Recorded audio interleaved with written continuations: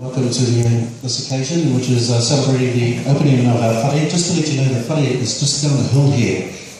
The name of the whare has been called Matariki. Obviously, in celebration of that time of the year that's really important on the Māori calendar.